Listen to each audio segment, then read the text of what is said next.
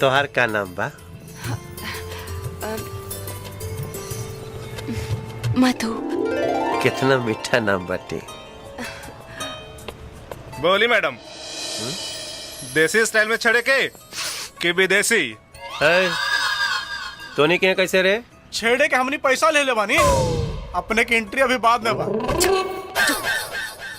भाग जाओ, भाग जाओ, काम हो गई, भाग जाओ, का काम हो गई।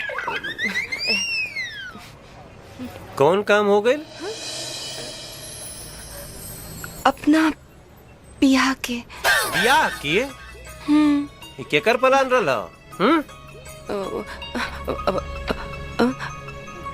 अपने के भाई के। भाई के? भाई के? ओ